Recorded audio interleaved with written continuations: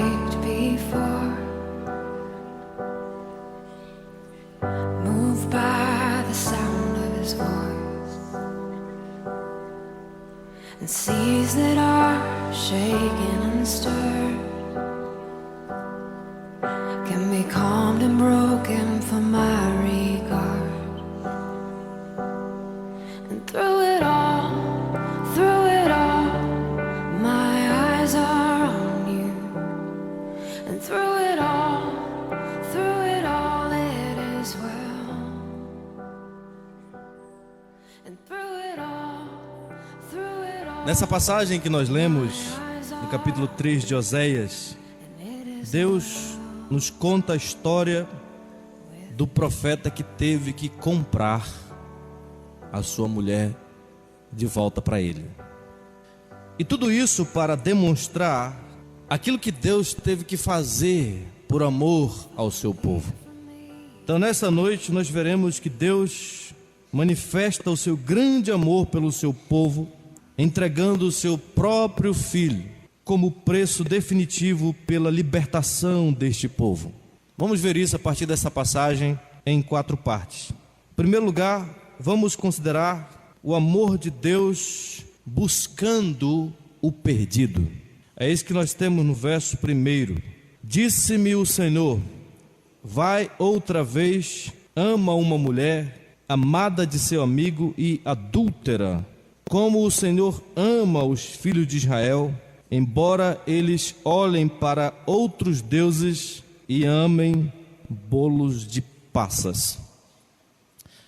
Vamos tentar compreender o que é que o profeta está falando aqui a partir do contexto geral do livro de Oséias e da profecia de Oséias. Oséias, como vocês sabem, é um profeta menor. Ele faz parte aí desses 12 profetas menores que formam no livro hebraico apenas um livro. Oséias profetizou para o reino do norte. Vocês lembram que depois da morte de Salomão, o reino de Israel foi dividido em 2 partes. O reino do sul ficou as 2 tribos de Judá e Benjamim, com a sua capital em Jerusalém.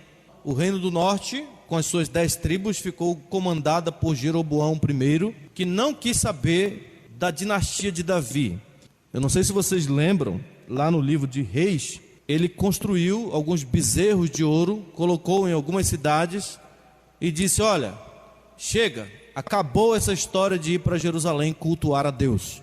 Vocês vão ficar aqui agora. Aqui estão os teus deuses, ó Israel, que te tiraram da terra do Egito.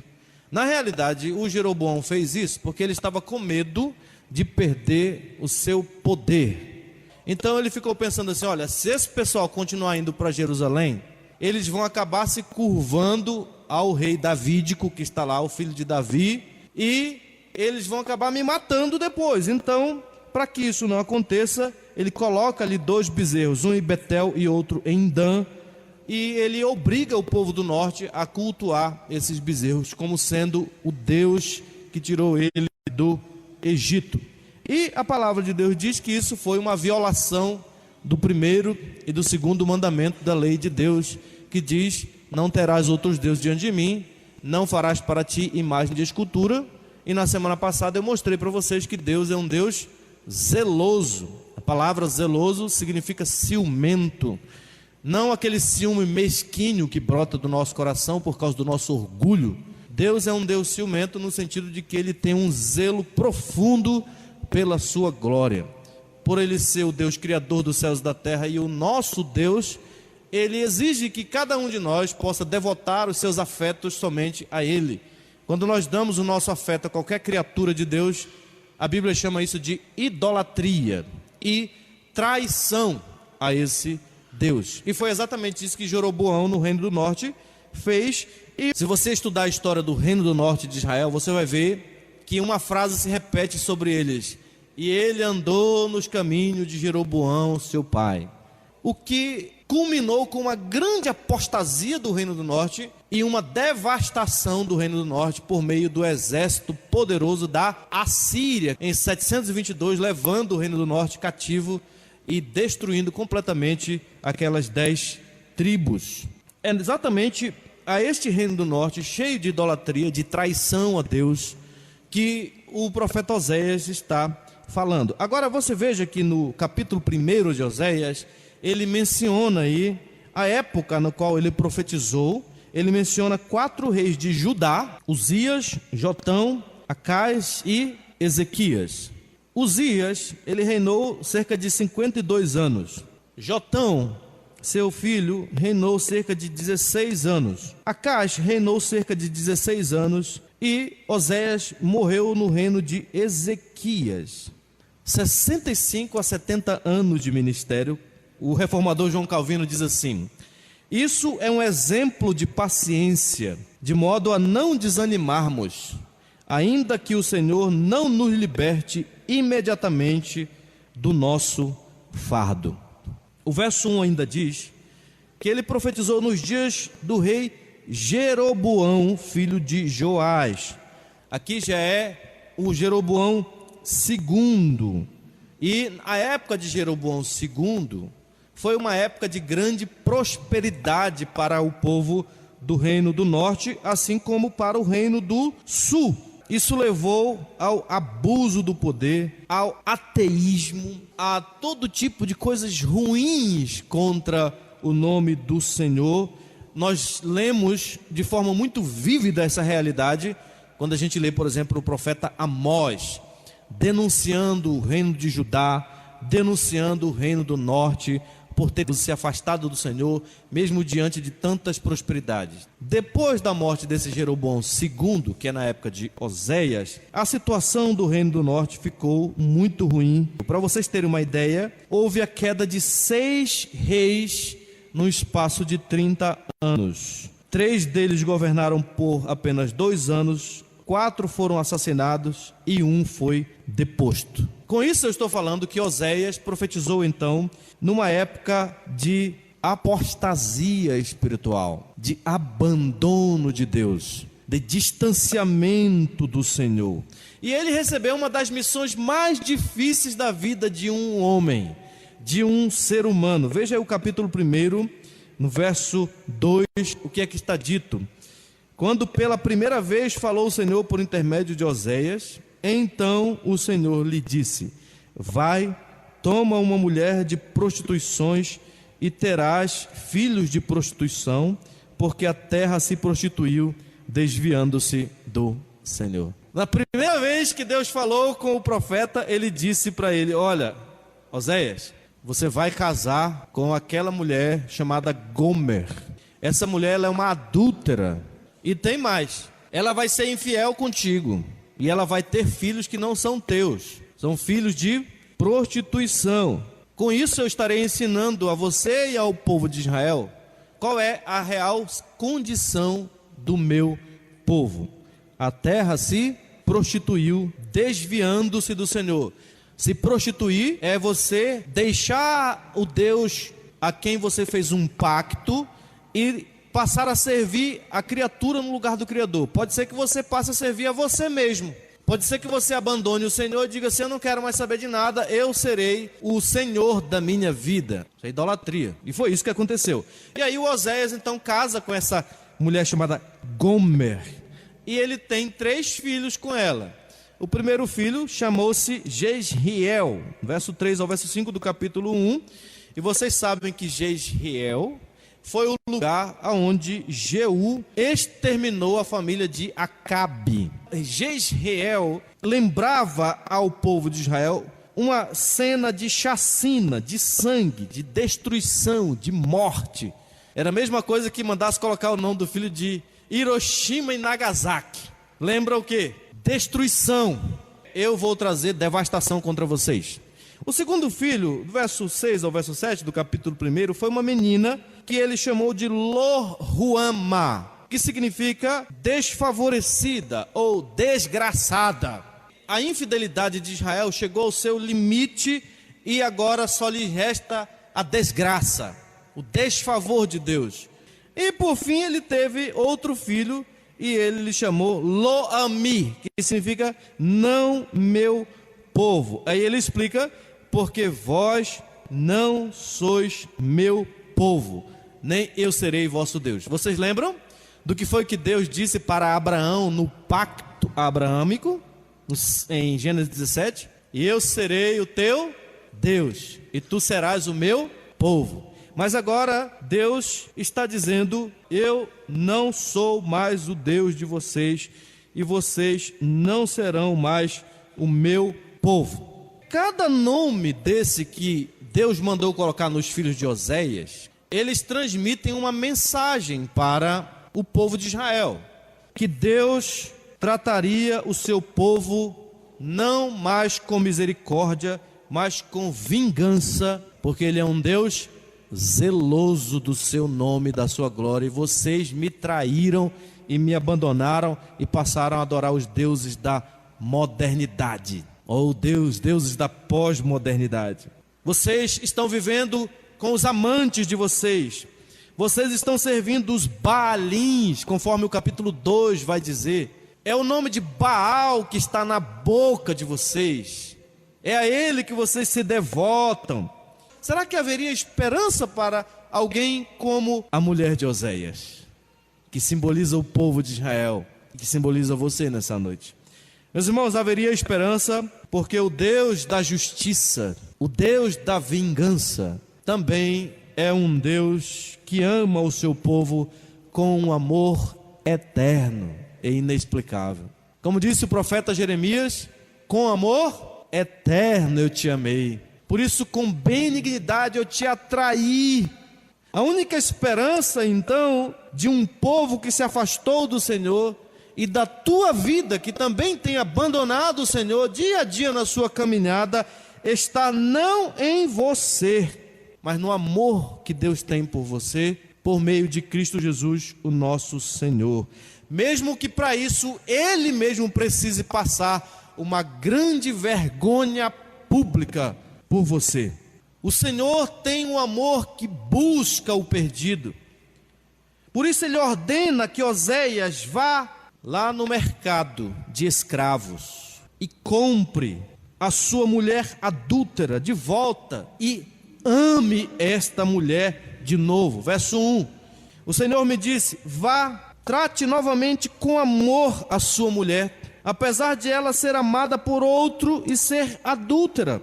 A esposa de Oséias, que era infiel já no casamento, agora fugiu de Oséias, foi embora para longe e estava vivendo com outro homem. Imagine se você fosse o Oséias dessa história. O que você faria? Se você fosse presbiteriano, você iria escrever uma carta para o conselho da igreja denunciando a sua esposa e pedindo a disciplina e excomunhão da sua esposa da igreja. Pela lei, Oséias estava livre para casar de novo, porque a mulher dele o traiu.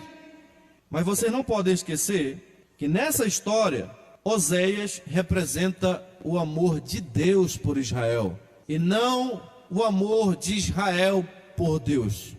E Deus ama o seu povo, apesar da infidelidade deste povo. Portanto, Oséias não pode abandonar a sua esposa. Como diz o versículo 1, os olhos de Deus estão voltados para Israel, mesmo quando eles estão olhando para outros deuses. Veja onde é que está o olhar do povo de Israel. Ele está enamorado de outros deuses. Ele está apaixonado por deuses falsos. E diz o texto que ele não apenas olhou para outros deuses, mas ele amou os bolos de passas. Esses bolos de passas, eles eram usados no serviço de culto a Baal. Mas a esperança de Israel, meus irmãos, está no fato de que, apesar de toda essa injustiça para com o seu noivo, de toda essa traição, Deus não desistiu do seu povo. Por isso, Oséias não deveria desistir da sua mulher. O texto diz que ao invés de condená-la, Deus ordena que Oséias a ame. Deus ama o homem, porque Deus é amor, e não porque o homem merece esse amor. Um amor que busca o perdido. E a maior manifestação dessa busca pode ser vista através do ministério de nosso Senhor Jesus Cristo. Paulo diz que Deus prova o seu próprio amor para conosco pelo fato de ter Cristo morrido por nós, sendo nós ainda pecadores. Então Jesus não foi para a cruz porque nós éramos dignos, mas porque Deus nos amou com um amor que busca o perdido. Essa é a primeira coisa. Em segundo lugar, o verso 2 diz que o amor de Deus é um amor redentor. Comprei-a, pois, para mim por 15 peças de prata e 1 homem e meio de cevada. Gomer não apenas fugiu de casa, ela não apenas foi viver com outro homem. Essa mulher agora se vendeu como uma escrava de prostituições. Foi parar nas mãos dos mercadores de escravos daqueles dias. E ela está sendo leiloada. Por isso, quando Oséias a encontrou, ele a viu de uma forma que ele jamais poderia imaginar. Ali estava uma mulher totalmente contaminada pela prostituição. Ali estava uma mulher escrava de suas paixões doentias. Mas ali também estava um amor maior do que o nosso pecado. Por isso Oséias vai lá, compra a sua mulher por 15 peças de pratas e 1 homem e meio de cevada. Nós também fomos encontrados nas mãos dos mercadores de escravos. Em Efésios capítulo 2, Paulo diz que nós estávamos mortos em nossos delitos e pecados, que nós andamos segundo o curso deste mundo, segundo o príncipe da potestade do ar, do espírito que agora atua nos filhos da desobediência, que nós andamos segundo as inclinações da nossa carne, fazendo a vontade da carne e dos pensamentos. E nós éramos por natureza filhos da ira, como também os demais. Mas Deus, sendo rico em misericórdia, por causa do grande amor com que nos amou, veio atrás de nós, nos procurou no mercado de escravos e nos comprou com o seu amor redentor. Gomer, a mulher de Oséias, foi encontrada ali naquela situação degradante e humilhante, e foi comprada com pratas. Mas Pedro nos lembra que não foi mediante nem prata e nem ouro que nós fomos resgatados do nosso fútil procedimento quando nós estávamos na escravidão. Pelo contrário, Deus propôs que o sangue de Cristo fosse a propiciação pelos nossos pecados, diz o apóstolo Paulo, como que de um cordeiro sem defeito e sem máculas, o sangue de Cristo. É isso que a Bíblia chama de redenção. Ele pagou pela nossa libertação, porque o amor de Deus é um amor redentor. Em terceiro lugar, o verso 3 diz que o amor de Deus é um amor que disciplina aqueles a quem Ele ama. Tu esperarás por mim muitos dias, não te prostituirás, nem serás de outro homem. Assim também eu esperarei por ti. Ele está querendo nos ensinar que Oséias encontrou a sua mulher naquela situação humilhante, degradante, escrava do pecado, escrava da prostituição. Comprou essa mulher, recuperou sua esposa, mas agora chegou o momento dele tratar as feridas dessa mulher, tratar o pecado dessa mulher, arrancar os deuses falsos do coração desta mulher. Só que a cura exigirá remédios, disciplinas. Gomer, diz o texto, terá que romper com os seus amantes, terá que se manter fiel ao seu marido, e para que isso aconteça, ela terá que ser disciplinada. Tu esperarás por mim muitos dias. Significa que o povo de Israel seria levado para o cativeiro e sofreria nas mãos dos opressores. E lá nesse cativeiro, separados do seu Deus, separados do seu templo, separados do seu rei, separados de todas as dádivas da aliança, eles clamariam pelo seu noivo pactual e diziam: ele é bom para mim, eu quero voltar para casa, eu preciso dele. Gomer tem que passar por esse processo disciplinar, do contrário, ela vai continuar na idolatria. Em meio a essa disciplina toda, Deus estava curando a idolatria e a infidelidade de Israel. Veja a importância da disciplina de Deus para mim e para você. Veja a importância de Deus tratar o nosso coração por meio da sua disciplina muitas vezes. Hebreus capítulo 12 diz que Deus nos disciplina para aproveitamento, a fim de sermos participantes da sua santidade. Por fim, esse texto me leva a dizer ainda que o amor de Deus é um amor restaurador. O verso de número 5 diz algo fantástico e esperançoso para o povo de Deus. Aqui nós temos uma promessa de restauração daquele casamento arruinado no princípio do texto, daquele casamento completamente devastado e destruído por causa de uma mulher infiel.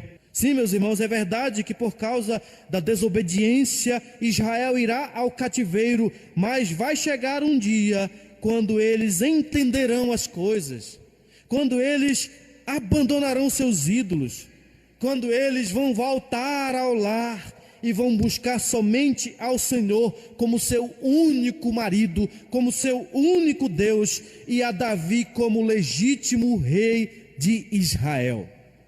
No começo eu falei para vocês que o reino do norte abandonou a dinastia davídica, o reino do sul. Depois de tudo que eles passaram, diz o texto, que eles reconhecem que o reino de Deus não pode ser dividido e que o único rei verdadeiro ordenado por Deus é Davi. Aqui ele está falando da dinastia de Davi, de onde viria o Messias.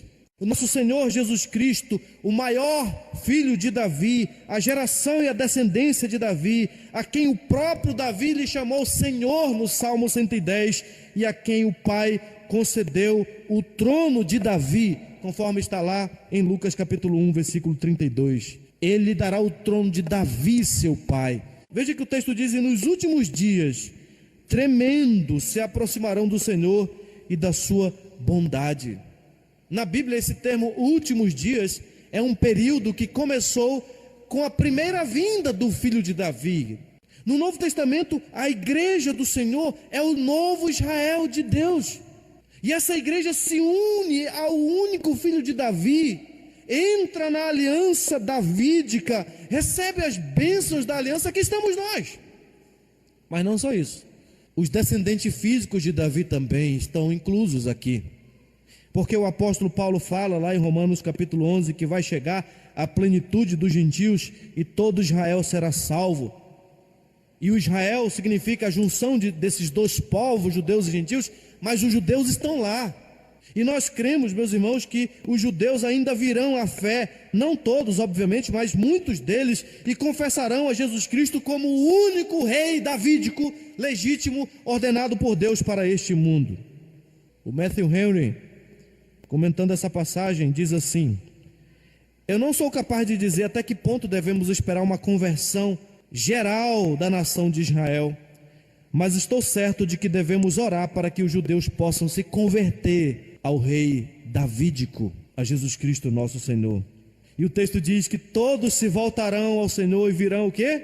Tremendo buscar a sua face, porque agora eles entendem que pecar contra o Senhor é algo extremamente perigoso, que trair um Deus zeloso da sua glória é algo extremamente perigoso e pode resultar em destruição para nós. Eu quero concluir essa mensagem nessa noite com duas observações importantes para nós guardarmos em nossos corações. Primeiro, olhe para Oséias como marido comprometido, amoroso. O que isso quer nos ensinar? Ele nos ensina os pensamentos de Deus sobre o seu povo. Deus foi ferido e envergonhado pela rejeição e pelo estilo de vida que a sua esposa adúltera estava vivendo. Foi ferido pelos abusos, pelas fofocas do povo do bairro, que teve que contemplar toda essa situação que esse homem teve que passar para trazer sua mulher de volta para casa. No entanto, ele amou sua esposa com um amor pactual e sacrificial, e por isso ele resgatou sacrificialmente a sua própria esposa, pagando por ela, comprando-a de volta. Esse é o tipo de amor que Deus tem por nós. Nós somos uma noiva infiel. Nós somos uma noiva que envergonhamos o nome de Deus. Nós difamamos a sua honra quando preferimos os deuses deste século, quando damos a nossa vida, o nosso tempo, o nosso coração aos deuses mudos desta era, quando nos devotamos a tantas coisas que os homens criaram para nos distanciar do nosso Deus, quando Ele está ali querendo falar conosco na sua palavra e nós temos muito mais tempo para passar no Instagram, ou no WhatsApp, ou no Facebook, ou quando nós procuramos refúgio em um amigo, em um filho, em uma namorada, em qualquer outra coisa que não seja o Deus deste mundo. Quando nós fazemos isso, meus irmãos, nós estamos difamando a honra do nosso Deus, nós estamos rejeitando o nosso Deus, nós estamos expondo o nosso Deus à vergonha pública. Mas Ele é como aquele pai do filho pródigo, que pela lei e pela sua honra deveria ter pegado aquele menino e mandado executá-lo por rebeldia contra ele. A lei dizia que os filhos rebeldes tinham que ser executados, mas aquele homem preferiu sofrer a vergonha pública por amor ao seu filho. E foi isso que Deus fez por mim e por você. Ele encarou o Gólgota. Ali estava ele, pendurado entre céus e a terra, traído pela sua criação, por mim e por você, debaixo de um julgamento terrível e horroroso, despido, derramando um sangue tão puro e inocente. Mãos que só serviram para fazer o bem, agora estavam encravadas pelos pregos malditos. Ali estava Deus conosco, Emanuel, carregando aquela maldita coroa de espinhos, símbolo da maldição do pecado lá no princípio da criação, para que nós pudéssemos receber uma coroa de glória, para que Ele pudesse nos comprar de volta para si. Você entende isso? Jesus mesmo falou: o Filho do Homem não veio para ser servido, mas para servir e dar a sua vida em resgate por muito. Resgate. Foi isso que Oséias fez. Resgatou sua noiva, sua mulher. Paulo diz: porque foste comprado por preço, agora pois glorificai a Deus no vosso corpo. Veja se é justo você viver esta vida tão entregue a todo tipo de coisas horríveis deste mundo, enquanto que você foi comprado por um preço tão caro. Pedro diz: não foi mediante coisas perecíveis como prata ou ouro que vocês foram resgatados da vossa escravidão, mas como o precioso sangue de um cordeiro sem defeito e sem mácula. Paulo, quando vai dizer aos presbíteros, ele diz: senhores presbíteros, pastoreai a igreja de Deus que ele comprou com o seu próprio sangue. Digno és de tomar o livro e abrir os selos, porque foste morto e com o teu sangue compraste para Deus os que procedem de todas as tribos, povos, língua e nações. Esse é o nosso Deus, representado por Oséias, um Deus traído por nós, um Deus envergonhado por nós, publicamente no Gólgota, mas um Deus que inexplicavelmente não desiste de nos amar. Essa é a maior verdade que você possa ouvir na sua vida. Ele nos ama, e isso é tudo que nós precisamos. Eu não preciso ser famoso, não preciso ser conhecido, não preciso ser rico, não preciso ser bonito, não preciso ser uma pessoa benquista na sociedade. O que importa é saber que eu me encontrei em um amor que não vai me deixar. Essa é a primeira lição. E a segunda lição que eu aprendo aqui, olhando para a mulher de Oséias, Gomer, aquela esposa adúltera, ela nos mostra o que nós deveríamos pensar acerca de nós mesmos. Como será que Gomer se sentiu quando Oséias apareceu lá no leilão de escravos, onde ela estava sendo vendida? Que coisa horrorosa, que vergonha. Se você tivesse traído sua esposa, abandonado seu marido, traído seus filhos, se entregado a uma vida de prostituição e fosse parar no mercado de escravos, e daqui a pouco teu marido e os teus filhos chegam para comprar você de volta, o que você iria pensar? Eu sou um imundo pecador, eu sou culpado, sou indigno, não consigo olhar na cara do meu marido e dos meus filhos, eu não consigo, porque eu não sou digno, eu sou miserável, eu sou um verme mortal, por causa da minha desonra e do meu pecado, sabe? É por isso que quem tomou a atitude não foi Gomer, mas foi Oséias. É por isso que ele que teve que ditar os termos dos relacionamentos quando foi renovado, porque se ele tivesse deixado isso a critério da sua mulher, ela jamais teria voltado, porque ela estava numa situação de escravidão e servidão, e ela não tinha como pagar o seu próprio resgate. Como diz a palavra de Deus, nós só amamos porque Ele nos amou primeiro. 1 João capítulo 4, verso 10 e 11 diz: nisto consiste o amor, não em que nós tenhamos amado a Deus, mas em que Ele nos amou e enviou o seu Filho como propiciação pelos nossos pecados. Amados, se Deus de tal maneira nos amou, devemos nós também amar uns aos outros. O amor de Oséias por Gomer não foi um amor barato. Ele se humilhou para amá-la.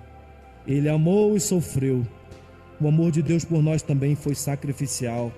Ele amou e sacrificou o seu unigênito em nosso lugar.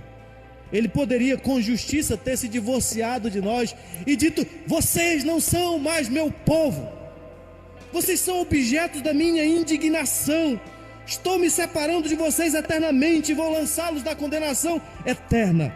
Mas por meio de Cristo, o precioso e bendito Senhor está disposto a nos mostrar a sua bondade, a sua clemência e a sua misericórdia. Nesta noite, Ele nos diz que se nós confiarmos em Jesus Cristo, Ele não nos tratará com uma justiça severa. Sabe por quê? Porque Ele já tratou o seu Filho assim na cruz do Calvário por nós. Aquele que não conheceu o pecado, Ele o fez pecado por nós, para que nele nós fôssemos feitos justiça de Deus. Em Cristo, então, Deus nos chama de meu povo, favor. Em Cristo Deus nos chama de seu, porque Ele se mostra cheio de graça e misericórdia e nos olha com o seu olhar gracioso. E Ele faz isso, meus irmãos, pela honra de sua própria justiça, que já foi satisfeita na cruz do Calvário. A notícia desta palavra nessa noite para você que está longe de Deus, para você que tem se distanciado dEle, para você que tem traído o teu Senhor e abraçado tantos deuses falsos desta era, é esta: o teu esposo é um esposo reconciliável. Ele quer abraçar você de novo, olhar nos teus olhos, Ele quer fazer uma festa com você, Ele quer ser o teu único Deus verdadeiro. Mas Ele também quer que você renuncie e repudie todos os deuses que rivalizam com Ele pelo trono do teu coração. Se você fizer assim, confiar em Jesus Cristo como o preço definitivo pela tua liberdade, Ele será o teu Deus e tu serás o seu povo. Talvez cumpra aqui, cabe dizer, daquele velho homem que chegou no navio de escravos e vê tantas pessoas sofridas, tantos escravos sofridos, e no meio desses escravos ele vê uma jovem gritando desesperadamente. Gritava pelos seus irmãos, pelos seus pais, mas ela seria vendida como escravo. E aquele homem que era contra a escravidão, rico, vai lá e chama o dono daquela escrava, pergunta o seu preço e paga por ela. E aquela moça, depois de ter tomado ciência de que ela estava livre, de que aquele homem tinha sido o seu resgatador, ela passa a seguir este homem. E para onde ele vai, ela vai atrás dele. E ele diz: o que é que você quer comigo? Eu quero te servir para o resto da minha vida. Mas por que você quer me servir? Porque você me redimiu. E foi isso que Jesus Cristo fez por nós. Vocês não são de vós mesmos, porque vocês foram comprados por preço. Portanto, glorificai a Deus no vosso corpo. Teu corpo pertence a Ele, teus dons pertencem a Ele, tua inteligência pertence a Ele. Retribua este amor com tudo que você é, com tudo que você tem, com tudo que você vive. Seja grata. Siga o Cordeiro até o último dia da sua vida.